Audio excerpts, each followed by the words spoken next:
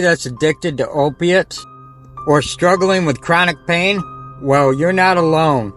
In today's story, we're going to dive into how one person and one plant have changed the outcome on an entire lifetime of healing. So won't you join me as we dive into Julie's story and why opiates didn't work?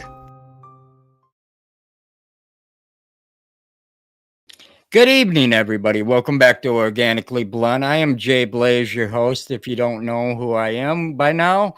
And if you do, we are glad you're here. This evening, I have the opportunity and the pleasure to speak with Julie. And I'm not even going to try to pronounce your last name because I feel like I'm going to butcher it. But welcome to the show, Julie. Thank you so much for having me. It's an honor and a privilege to be here. And it's pronounced Mejia, and everybody messes it up, so don't ever feel bad. All right. Yeah, well, my last name is German Dutch, and you would be surprised. I've heard a lot in my name too, so it's kind of crazy like that. But yeah, I want to dive right into things with you, and I know there's a lot of people probably out there in the audience that are starting to pile in here that are probably asking the question that was on the thumbnail that everybody wants to know. So we're going to dive into things here, and right off the bat, we want to know, I read some of your bio here, but people aren't familiar with you. Can you bring us up to speed a little bit on who you are and a little bit about your story? But I want to let everybody know before we jump into your story that from what I understand, you have a condition called RSD, correct? And the doctors prescribed you some opiates and for pain and other types of things. And not only is it very addictive, but a lot of times it doesn't work the way you want it to, or sometimes the side effects might make you feel icky or even worse. So, with that being said, I want you guys to have a clear mind tonight as we dive into the story right here with Julie. So, you got the floor, Julie, and let us know a little bit about yourself. Thanks so much. It's an honor and a privilege to be here with you. And, my name is Julie Ann Mejia. I am the founder and CEO of Holistic Hemp Solutions, a holistic health company that I developed after working in the traditional medicine sector and seeing it for what it was, becoming a victim of it, essentially. I worked in the nonprofit sector with adolescents with cognitive, behavioral, and psychological issues, and I got injured on the job and developed a rare pain disorder known as reflex sympathetic dystrophy or complex regional pain syndrome. And the only remedy they had is putting you on opiates and nerve pain medications. So when I exhausted all the traditional routes with every opioid and then all the nerve pain medications like gabapentin and Lyrica, I was sent to a pain specialist who put me on ketamine.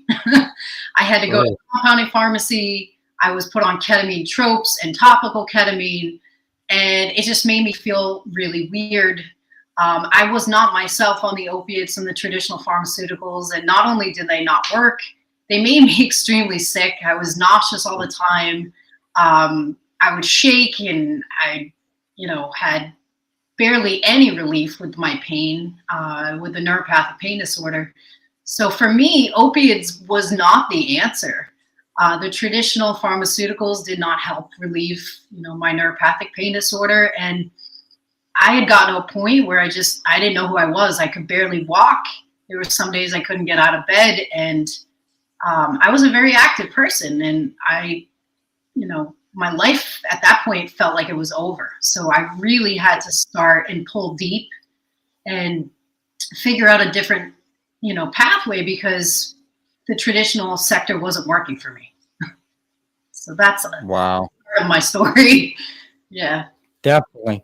And that brings me to a question, as we hear that you are somewhat involved in the medical side of things, we want to know, what was the transition like from coming from a medical view of things such as using opiates for solutions versus making that transition over to cannabis? I mean, Did you face a lot of problems? Was there a lot of pushback? So I really kind of just took my life into my hands at that point. I told the pain specialist, I said, I've exhausted all your traditional methods.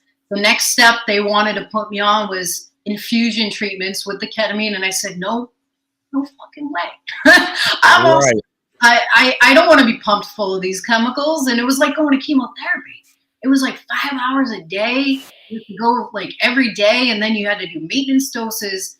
And I had just done a ton of research on it, and maybe it's okay for some people, but for me, I didn't want that to be my life. And I started looking at alternative solutions and making that transition. It was kind of a funny story. My brother had just moved out to Colorado, and my first time ever in a dispensary was with my mom and my brother. And I was just desperate. I said, to the bud tender, I'm like, is there anything that you could recommend? I have a chronic pain disorder. And we were able to find some products that really worked for me. And I was so impressed by how well they worked for the neuropathic pain that I came home to Massachusetts. I was living in Mass at the time and immediately applied for my medical card.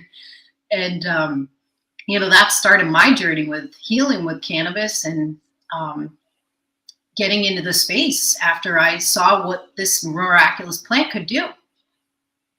Definitely. Now, since you've been involved with the plant, do you feel you have became more holistic? And how did you get a start? Because we want to hear the story about your business as well and how you got that started in off the ground. If you don't mind diving into that as well. No, not at all. I appreciate the questions.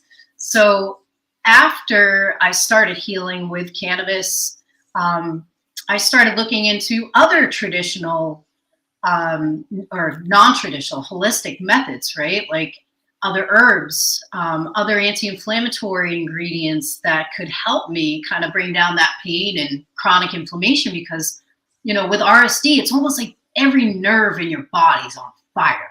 That's the best way I can describe it. Like someone's stabbing you like multiple places and your body is just on fire. So, learning about the holistic protocols, I learned that food could be a medicine, your supplementation can be a medicine. Everything that you put in your body is either going to be your friend or your enemy. So I really started looking into all aspects of my life and what I was putting into it. So, I learned about supplementation and found a functional medicine doctor, which is not a traditional medicine doctor. They look at the whole body. They look at the person as a whole. Whereas traditional medicine, they try to put a Band-Aid on the problem and they refer you out based upon your body part, right? Definitely. And I can relate to that. I have an autoimmune disease. I have alopecia, and inflammation is a big thing in my disease as well. Kind of similar, but a little bit different. But I can understand where you're coming from because my hair follicles become inflamed. So, Right. and your whole body is covered essentially in hair. I mean, most places, especially if you're a male, you're more hairier than a female. Let's just be honest. And not to put it down to sex, guys, or nothing like that. No offense. And if you're a hairy woman, I'm sorry if I offended you. Just saying, guys. But anyway, the moral of what I'm getting at is my hair follicles become inflamed, and I know without cannabis myself, I would not get that pain relief because I've tried Tylenol, I've tried pain relievers, I've tried prescriptions, and nothing works compared to this magical plant that we have that brought us all together today. And you know, your story is amazing. It really is. And you've gotten a lot of, I guess you'd say, exposure with it in different areas. What is some of the shows you've gotten a chance to tell your story on, if you don't mind us asking, because I'm sure other people are going to want to check you out and see where else you spoke at, if you don't mind mentioning a few of those. I've presented at the Harvest Cup. We've tried to teach other people why it's important to protect their intellectual property in the space. I've been hosted on the Cannabis show, Bradley J. I just did a segment with Montel Williams, which was a big honor. Wow. He's been a big advocate in the industry for many, many years before it was a thing. So that was a big honor. And, he's a patient too. I've been on a number of different podcasts and now yours. So it's an honor and a privilege. Everybody is unique. And, again, the reason I do this is because I want to possibly prevent someone else with the same diagnosis that's just getting diagnosed, to help them, because I don't want people to have to go through what I went through. It was hell for a couple years. Oh yeah, I can imagine. I'm still fighting with things on my behalf, with doctors and everything, and it's hard to get them to even listen to you. And once you get that far and you find a good one, it's you got to hold on to them, because like I said, it's hard for them to even listen to you nowadays. They just want to push, and they don't want to hear what's actually wrong with you. And I respect that amazingly, and like a couple people said in the chat here, we can't forget you're also a host too. You have your own show, and I want to dive into that as well, and let people know where they can find you and listen to more of you and this amazing story, but also how you do the same thing we do right here at Organically Blunt. We affect other people's lives and we tell their stories. So, you know, I want to dive into that as well, because I don't want to miss any details with you here. You're like me. You're an ace of spades. You're an entrepreneur. You're somebody that gets out there in the grassroots, and you're trying to find your way on many avenues, and all of them are interesting. So keep up the hard work, because it doesn't go unnoticed. Like people tell me, I sometimes forget, that I'm telling other people's stories, and I get wrapped up in my own sometimes. But at the end of the day, it's about you guys, and I want you guys to remember that. No, it's such an honor and privilege. And, I've watched your segment before, and it's great. So it was exciting to be a guest. So thank you for having me. And another podcast I did was on USA Global TV and News Radio. And that really well. That was back in May, that they offered me my own segment. So I was able to commit to once a month. And that's been a phenomenal, beautiful thing that I can give back to the community, because now I can allow, exactly what you said, others the opportunity to share their stories with the world on a global platform. And that was such a cool thing, because there's so many people like us that have been affected in a positive way with plant-based medicines. So Definitely. I really wanted to make sure that other people's stories got out there and that people were heard as well, because, our sector is not, it's still a newer industry. Even though the plant's been around thousands of years, the legalities of it are just coming online now, which is a whole other conversation in itself. Never should have been to begin with, but it's just a crazy thing. So, that's been a really big honor to host other people and let them share their stories too. Definitely. No, and we didn't catch it, but what is the name of your show, if you don't mind us asking? So it's called The Holistic Alternative, and it's on USA Global TV. They have a YouTube channel and everything, and they do all the streaming on all the platforms, and they have a Roku channel and stuff too. So I'd love for you to come on and be a guest. We had Dawn on last month, which was great. So we have some really interesting people that we're going to be hosting, and we're actually booked now until January, which is exciting. Wow.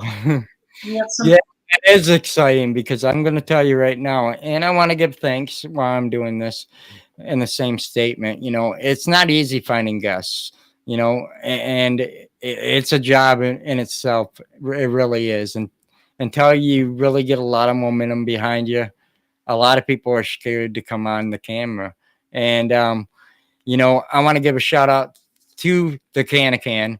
You guys do great products. You guys are very thoughtful in your product and how you put it together, but you also thought of Julie and thought she'd be a great guest for our show. And look at where we're at. So without you, this wouldn't be possible. And I want to give thanks to that. So you guys make sure you check out Can, especially if you're getting ready to germinate. I know, we're getting ready.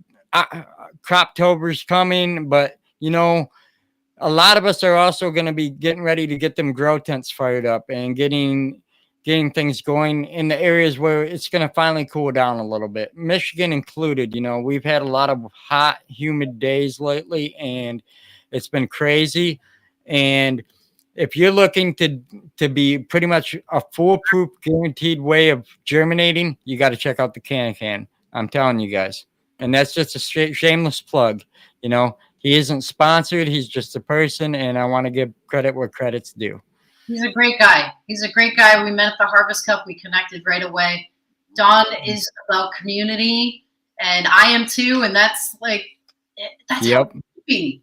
That's how it should be. This is a newer industry. We can create it and structure it the way we want, right?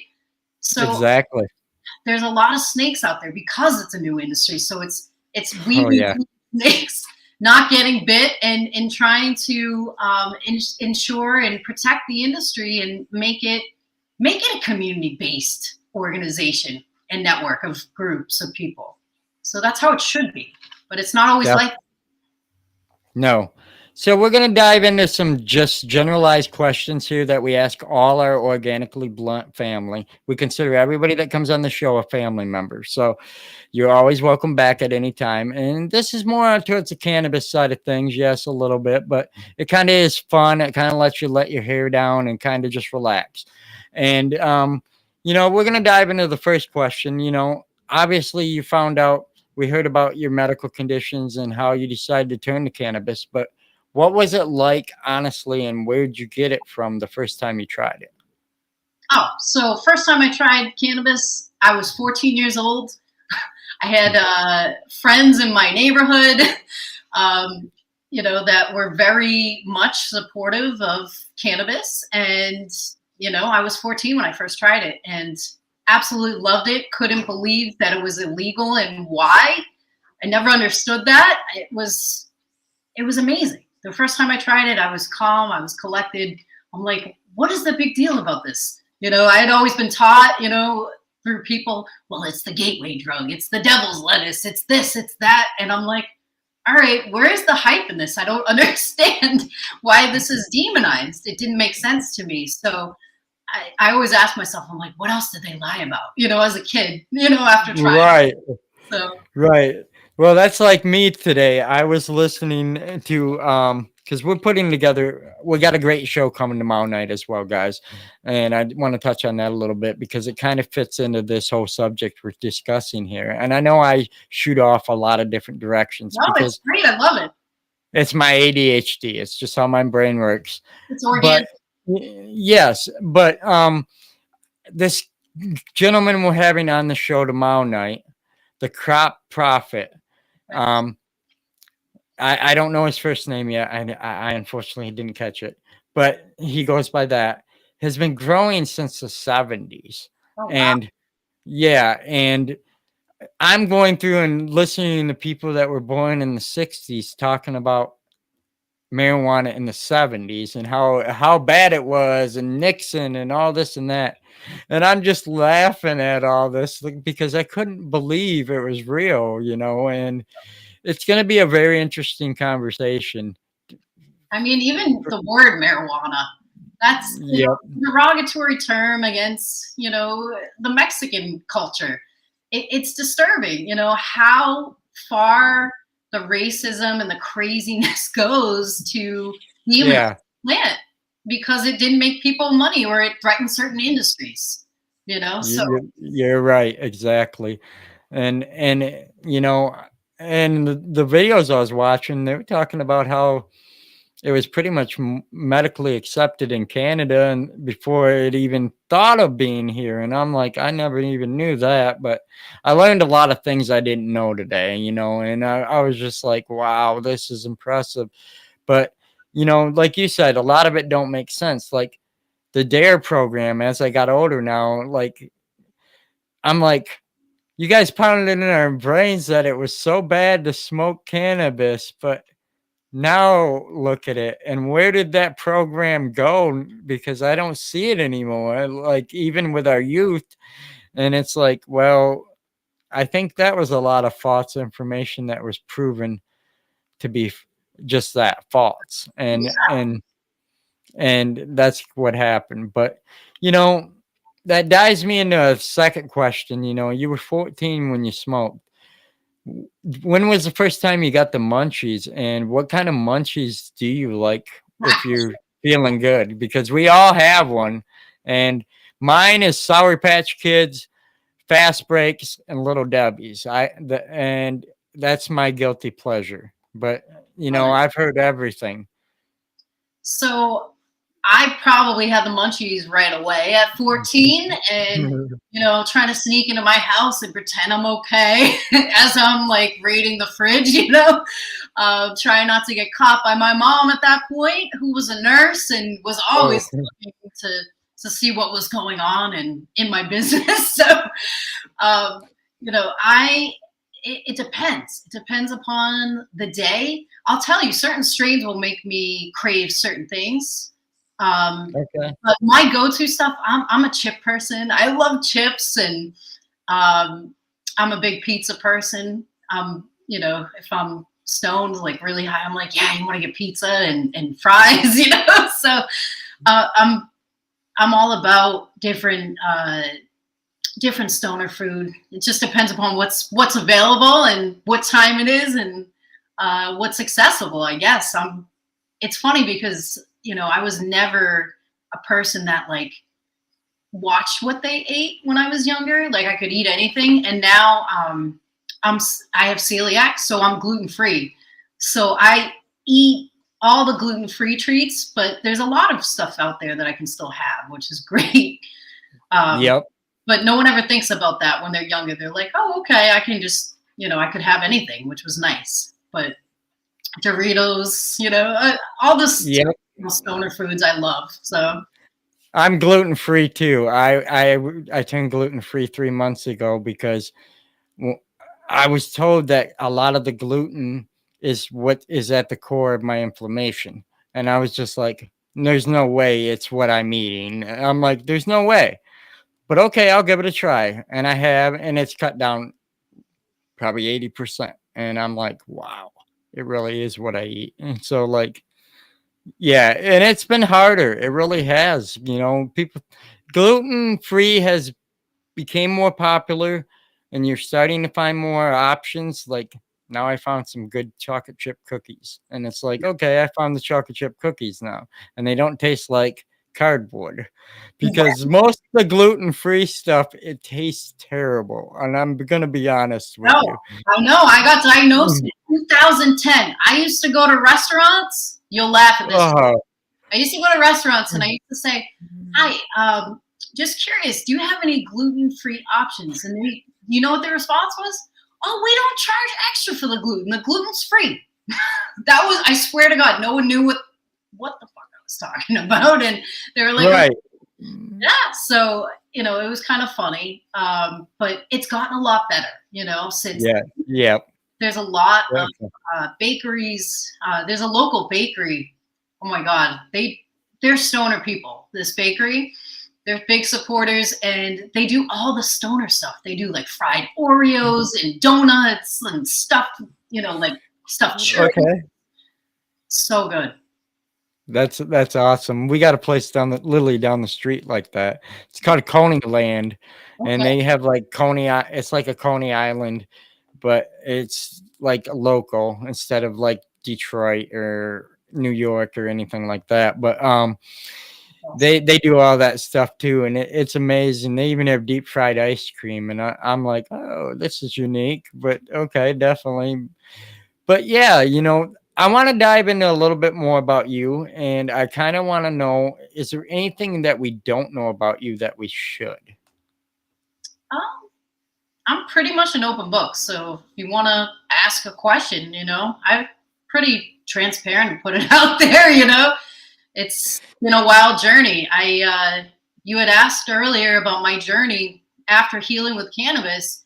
I was so amazed by this plant. It had been demonized for so long. Like even in psych, we were taught that it was evil and blah blah blah. And I really wanted to get my story out there. But not only that, I wanted to help people with the miraculous plant. So I Definitely. really divulged. There was no work here locally in New England. There was one dispensary open near me and one grow. And I ended up moving after question 4 passed in Massachusetts for rec. I ended up moving to Oregon in 2017. Oh, that would have been cool. It was cool. So I learned every aspect of the industry. I started as a trimmer and worked my way up and really just kind of learned all aspects of the industry. I worked in the lab a little bit. I thought the extraction methods were backwards. I didn't understand why they were isolating key components of the plant, and that never made sense to me. And I ended up working for 3 medical growers, and one of them was an OG. He had been working with the plant for over 40 years and growing and different things, and he taught me cold processing and how to extract with cold processing, where you're maintaining and keeping all the cannabinoids and all the terpenes as the plant was intended to be consumed. So, at the time, my aunt was going through cancer. I was still working on healing myself with the RSD because it's a long process to get your body back to balance, to equilibrium after that injury. And I started asking, I'm like, what about the rare minor cannabinoids? Why isn't anyone doing this on hemp? So that's when I really started taking my friend Steve, his methodology for cold processing and applying it to hemp, because no other people were doing it. And I couldn't find a reliable source from CBDA and CBGA, and a lot of the acids and the rare minor cannabinoids weren't available. I had even looked in 2015. I went to Canada. I was like, all right, Canada's more advanced. I'm sure I'll find it here. No one knew what I was talking about, so it was just like, it was weird. So, I found a need for something and then decided I was just going to do it because I couldn't find them anywhere. So that's kind of how I started with my journey with, making products. I also tried about 50 different topicals nationwide, Wow. Washington, Oregon, Colorado, all the legal states. And I was just sick of wasting money, and it was expensive to buy, THC infused topicals, and even CBD topicals at the time were expensive. And I was sick of wasting money. None of them worked well enough for my chronic pain disorder. Maybe it would take a little bit of the edge off, but then it would stop after a few minutes. So, everything I learned holistically, I ended up applying, and I said, I can do this better. I'm going to do this. I'm just going to try it. And I ended up inventing a topical that has 5 different anti-inflammatory ingredients, helps with a variety of conditions. And it's the only thing I use. I use it on everything. I use it, when I get a cut, the story, right, of my big fat Greek wedding, put some Windex on it. that's my product. Put some CBD, put some mineral salve on it. It really helps everything. Wow, that's impressive. Definitely. That is so cool. Yeah. I remember when my grandfather was alive, he had some topical, and I remember when it first like became a thing around here, and he was using it on his knees because he had to have knee replacement, but he didn't want to have it. He was too old. And he was like, I don't want to go through it. And it worked. It worked great, but it was expensive to find and get. And then we learned how to make it, but definitely until then, it was a very expensive thing to get into. And I feel that some of the prices have came down, at least in my market, but maybe not in your market. But definitely in Michigan here, the market has really started to plateau down to a low. Um, I mean, it's almost sad that the price of an ounce, they have it going here for as cheap as $20 to $30, and you're like, Wow. wow. Yeah. That's But I crazy. also, you just in my, it blew my mind when you said only one dispensary. And I'm thinking, holy cow, I live in a small town and we have 16. Wow, that's amazing. Yeah. And I'm like, There though, is I do you, think they really flooded the market here. I think so. But hey, Yeah. you know what? At least you know, what they ended up doing for Massachusetts was like equating per liquor, license, uh, Okay. that you could put a dispensary essentially. But there was a bunch of boundary issues with schools and different zoning issues, so they made it very very difficult for different things. We had a governor at the time that didn't want it. They tried to raise all this money to not have it pass, and it just passed. And he dragged his feet because he didn't want it, and he lost. So he was kind of whining and stuff. We ended up being way far behind other states, which is crazy to me because Massachusetts has made so much money within the space, and a lot of times, all the programs they said that they were going to fund, none of that came to fruition. The economic empowerment applicants, the people that were most affected by the war on drugs, they got the shaft. They were used essentially for a face, for the program, and then had a target on their back. So, I've done a lot of advocacy work within the space. There's a lot of, political bullshit that goes on with Oh, it. And, yeah. it should be about the patient. It should be about protecting the patient. And even rec people that go out there, they don't even realize that they're patients too.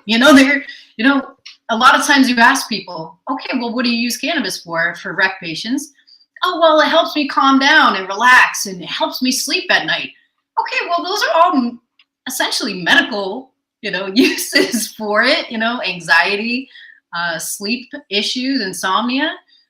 So people don't oftentimes realize that they're actually consuming medically when they're doing it recreationally. Exactly. Exactly. Well, the problem here in Michigan, and we're getting a few questions here in chat. I'm trying to get back to it. Oh yeah, no worries. Um, One of the questions they were asking, I wanted to touch on, is that they asked if I believe that Michigan is selling toxic cannabis. I will say there has been some in the market lately, and there's been stories that have came to the surface, and there's been some that have gone through remediation and used radiation to get to that point to make it pass. It's because there's no FDA standard, but basically a standard that through the state, through Lara, and that's basically how where that goes. I mean, is there is some companies that potentially could be. I mean, I'm not putting any names under the bus, obviously, because I don't want that kind of headache coming back on me as an individual in this industry. But as a whole, I believe that there is. I believe there is, considering they just tested in one article 19 different dispensaries, and there was some that did not have healthy medicine for the patients. But It's like terrible. I was, yeah, like I was saying, trying to get to with Michigan, we had a medical. It was great in the beginning, and then it disappeared. And now it's all medical is recreational, and recreational is recreational. Right. And it's that. There's no, you show your card now, and you think they'd give you a discount, and they're supposed to. I Right. don't think they are, and it's Michigan's market needs some work, but we have a lot of great people on the legislative side of things, such as you as an advocate here that are doing great things. And the Michigan Weedsters is doing a lot of things to work on they got a new program out. If you guys are interested, you can look on their website, just Google Michigan Weedsters. You'll see what we're doing here, and maybe some other states can model after it. Maybe I'll get Trish back on here. She's a friend of mine, to talk about that stuff if you guys are interested in hearing what's going on in legislation. But that's a whole nother subject. We're not going to dive into that today. It's a Definitely. great question, though. And you know what? It's every state. It's not just Michigan. It's Right. Massachusetts and Rhode Island. You know, they're radiating cannabis. That should You're right. be on every label. That's Yeah. information for patients, especially, right? Chronic lung patients, you know, people with chronic pulmonary issues. That should be clearly labeled, and it's not. It's hard to find. And not only that, I've gotten sick from legal cannabis, you know, cartridges before because they're Yep. putting a bunch of crap in them. Even BHO, if you have lung issues and you're prone to lung infections, BHO can kick up a lot of issues for people. So it should be clearly labeled on every packaging, every product. You should know if there's additives in there, if they're cutting it with stuff, if they're putting things into it, if they're taking things out. It should be clearly transparent for people. Exactly. There's no transparency, like we say in Michigan here, and I don't mean to I guess the word would be shit on the metric side of things, but because I'm a home grower, I'm a grower for myself. I believe in organic growing. I believe less is more, the cleaner is more. It's better in the end product for your body as a whole. That's where I'm at with things. But dispensaries are for tourists. They really are. And it's for when you're visiting a city and you don't know where to get your shit you need and you want to feel good, you pop into one of them stores. That's what they're there for. Other than that, if you're in your hometown, you should either be supporting a caregiver or growing it yourself. And that's my opinion. Sorry, guys, that's just who I am, but that's my opinion. And I You think know, it's shared by a lot of us. You know, again, yep, a lot of us have been consuming cannabis the majority of our lives. So again, we've had the right, bug a long time, and yep, you know, if yep, it isn't broke, don't fix it. That's kind of but exactly. we do have friends in the legal system now that have dispensaries that we trust, and you know, we Yep. know that their products are good, and we'll support on occasion. You know, when my supplier might be out of town or I don't feel like driving, you know, I will support in the legal realm. But you know, I'm the same. I totally feel that sentiment. It's nice to have the organic stuff and to know where it's coming from and how it's made. Definitely. But I want to dive into your products too, because you said you've developed some products here. And Don, he asked here, he said, can you ask Julie about her patents and products? We would love to hear more.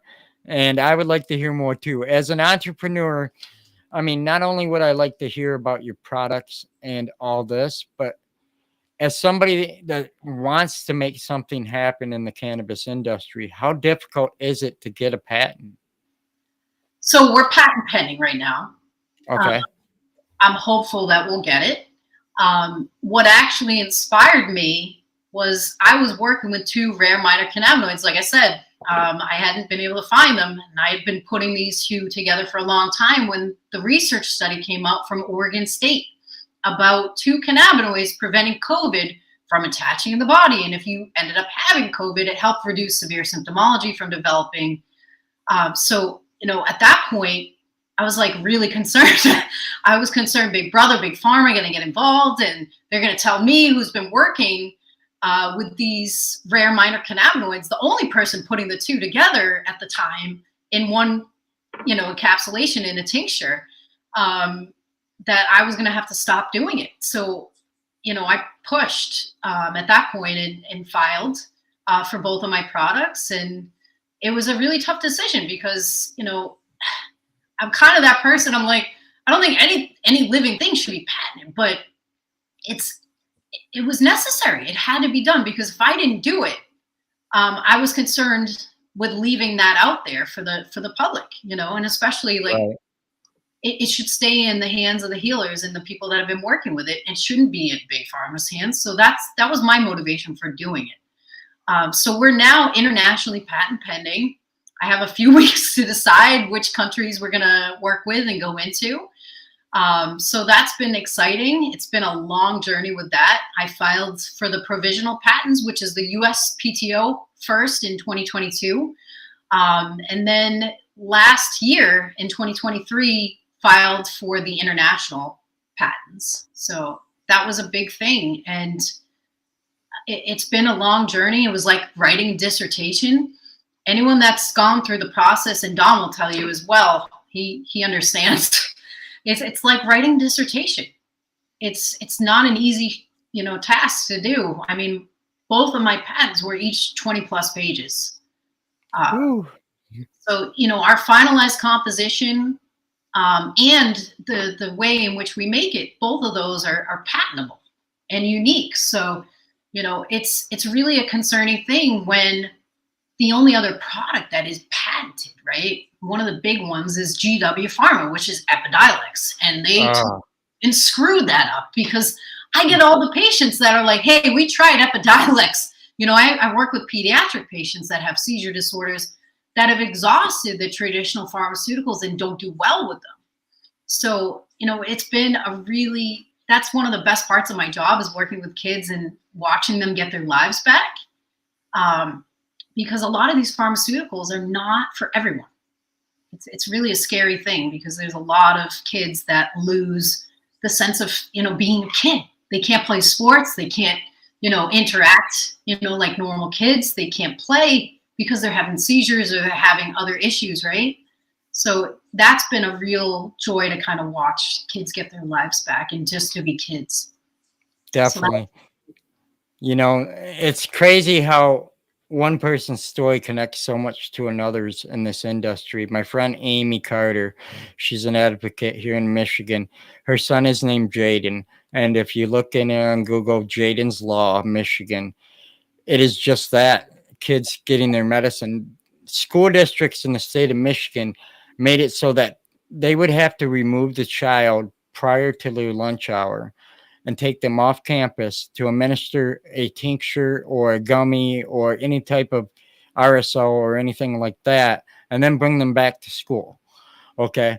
Jaden's Law made it so that they can administrate their medicine right on the campus of the school under the supervision of the school nurse or somebody that is medically qualified to administer, that they're taking the right dosage and taking it correctly. And that's what Jaden's Law is. And she's working in legislation here in Michigan to make that an official law.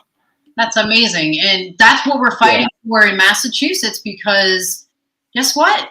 I have pediatric kids that can't go into residential programs that need to, because they consume cannabis as a medicine. And there are Definitely. providers that refuse to give it because there is some clause in one of the statutes in the Massachusetts law for cannabis that talks about nurses not providing these products for kids. And I think it's Right. such an injustice, because we have actual medical cannabis doctors that prescribe these. And there's, traditional doctors that back them as well. So just like any other prescription, it should be honored and distributed. I think that's totally ethically unsound and wrong on so many fronts. Definitely. And with you guys wanting to do that there, I'd love to connect you guys, and maybe she can even come on your show and talk about things, and maybe you guys can, maybe she has some information you could use too. I would love to connect with her, and Definitely. anyone that you want to connect me with, I appreciate. It's always Yeah, nice. yeah. I mean, I'm not the biggest show out there, but I've interviewed over 400 people now, and Amazing. yeah, it's been a lot, and a lot of good connections that I'm thankful and grateful for, because everybody has a story, and you're doing amazing work. Like I said, keep up the good work. I'm glad Don, he suggested you. I was looking for guests last week, and he was like, you got to talk to Julie. And I'm like, okay. And then you tell me you're on Montel. And I'm like, well, obviously she's somebody if she's been on Montel. I mean, because Montel is like an idol to me, because I'm a nerd when it comes to being mentor struck, I guess you'd call it, by people like him, because they have learned the craft of interviewing. Got it down so much they don't even have to try. And I look at how they do that kind of stuff and I say, man, I wish I could do that someday, you know. And I am doing it, You're doing it, but man. and You're great. yep, You're doing definitely. great. And you know what? I don't look at it like that. I think everybody has a value. I don't, I was a fan because I grew up watching him. When I had a sick day at home, I was watching Montello, whatever was on daytime television. Or Oh yeah, so, it was a great honor and a privilege, but I don't look at it that way. I think everybody has value. Everybody has a story. Everyone's show is unique, and I appreciate that. yep. Look at everybody is a beautiful opportunity to connect, and that's what it's all about, is connection. And cannabis brings people together. You're right. It does, and like I always say, there's no community without you and I. You know, and Exactly. it's right. It's right in the word, and we're approaching the hour mark here. But before we let you go and ask anything else that you should think we should know, I have to do what we always do, guys. You know what time it is. It's time to ask the official organically blunt question, and that being, there is one rule before I ask you this question that we have to put on the floor, I guess you'd say, to let you know. And that is, you can't think about your answer. The first thought has to come out. So if you're ready, I'm ready to ask it. Let's All do right. it. So if you could smoke cannabis with anybody dead or alive, who would it be and why? That would be my dad, because Okay. my dad passed away in 2017, and I didn't get that opportunity to smoke with him. And I know he was definitely a consumer, so we just never had the pleasure of doing, hanging out and smoking weed together. And um, yeah, I would say my dad. And I know that's Def- probably like a non exciting thing, but I'm being organically real with you. It would be my dad. Hey, there's nothing wrong with that. Yeah, same thing here with my grandfather. I got to smoke with my grandfather, but That's if so I had a chance of anybody, I'd do it again. It was so funny the first time he did it, because he's old school. So, like, he had to make a joint that took a week to make great. because he took tobacco paper that he sourced the leaves from and made his own tobacco paper out of the backyard and grew it himself and then coated it in honey and bourbon and then let it dry. And then he put his cannabis in it and then he rose it. It was almost like his version of a tie stick. And then he rolled it up and then he coated it in honey and bourbon on the outside. And then he lets it dry for half the week. Then he smoked it. And I was just like, oh, okay. Yes, you got that right. An organic blunt, and that's where this all came from. He was the inspiration behind this whole thing here. We had the name for this show when he was alive, and I was going to do things because I started an outdoor grow, and I wanted to document it. But he passed away, and we were going to call it Organically Blunt Farms, and well, it just so happened to turn into a podcast, and here we are. Hey, and you're doing it in his honor. So that's a beautiful thing. So he lives on with you, and your thoughts Yes. and your ideas. And it was probably the best blunt you guys had too. That sounds amazing. Oh, it was amazing because he was a cancer patient and he passed from COVID, but he had dementia a little bit and he had short term memory loss and stuff. But he would just puff on it and tell the stories that some I'd heard and I grew up to, and other people haven't, and it'd be a big socialization. And that's why I always say with this show, and I appreciate you guys in the audience joining us this evening. I don't want to bore you guys, but this is our digital campfire. We're all sitting around the campfire, and hopefully you're partaking in some kind of smoke, and we're just sharing stories and listening to what everybody has to say. And that's the type of atmosphere and an environment I try to bring with these shows. So if there's anything you guys ever want to hear about, or there's something I'm doing that you don't like, please let me know so I can make it more for the community because that's what it's all about at the end of the day. Sounds like you're doing just that, and everyone is appreciative. I know I am. I think this has been fun, and like I said, it's Yeah, an honor to be here, man. And it's definitely. I appreciate your time. And like I absolutely. said, where can anybody find your products that are looking to get them, and how can they connect with you? So you guys can come and check out my stuff. We're starting to have safe access locations throughout the U.S., but the easiest way to get our products to your house is on our website. It's www.h as in Harry, H as in Harry, solutions with an S at the end, .co, not com. So hhsolutions.co is our website, and that's the best way to get in touch with me. You can check out our news, our blog. It's a cool interactive page, and there's a lot of information out there too about the products and just what we're doing and working on. Definitely. Now, I'm not sure how many different products you offer currently, but what would you say your favorite product that you've created so far has been? Well, I love the topical. I told you my story with trying to find a topical that works well enough. The topical I have invented has 5 different anti-inflammatory ingredients. It's completely organic, including the preservative. I use a radish root preservative. It's Wow. got a beautiful shelf life of over, 2+, 3+ years. I've had, different things. Um, the shelf life stays, and it's beautiful. And it's got 5 different anti-inflammatory ingredients. So the thought in making that was, if one of these anti-inflammatory ingredients doesn't work for someone's body, because everybody's body is different and processes differently, then I'm hopeful that another one will.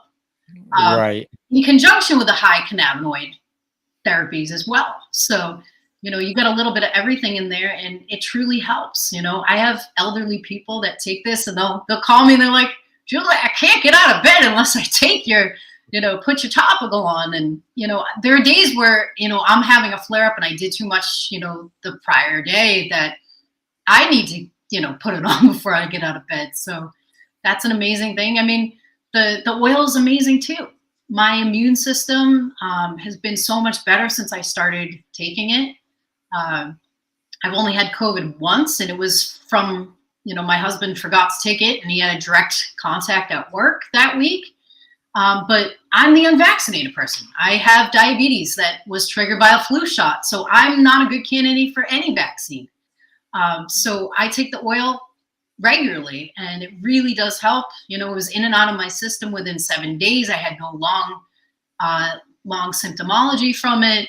It felt like the flu. It was very mild. And I did fine with it. I was in and out of my system very quickly. So I'm very fortunate on that. And I do believe that I thank the oil for that. And I don't want to make any claims or anything, or, get in trouble here, but, that's my personal experience with it, with the product. Definitely. And That's amazing. I, And I'm glad you're still here, to tell your story, because you're influencing others as well, and not a lot of, we lost a lot of great people through that, and that's all I can say, there's not much else I can say without getting emotional, and I don't want to get emotional. So we'll leave on that note. But yeah, I appreciate you coming on the show. I'm glad you have great products that everybody can find you, and you let everybody know where they can find you. But if they wanted to follow you on Instagram, what would we look for? just look for Holistic Hemp Solutions. We're on Instagram. We're on Facebook. I've been lacking on LinkedIn. I should get on there, but only so many hours in the day. I do have a friend that helps with the social media at this point. We're starting to, need the support. We're starting to grow as we expand, and we're always appreciative of the love from the community, and just connecting with people. So definitely, please reach out. If there's anything we can help with. I do work pro bono in my spare time with cancer patients. I have a whole protocol I do with them regarding supplementation, cannabinoid therapies, and just the holistic approach. So if I can ever be of service with that, I do that in my aunt's honor to give back to the community. And I just, spreading the love, man. Everybody, we just have to take care of each other and support one another. Definitely. Definitely.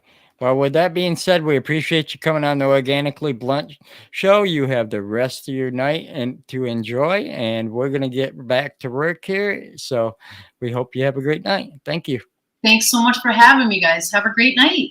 You too. Thanks. Bye. Bye. As we close this chapter of Organically Blunt, immense gratitude to our exceptional partners who fuel our growth journey. Seedsman Genetics, the seasoned seed bank with over 2 decades of experience. Grow Bag, your trusted storage solution to protect terps. Gorilla Grow Tent, crafting spaces for cultivating dreams. Kind LEDs, illuminating your green haven.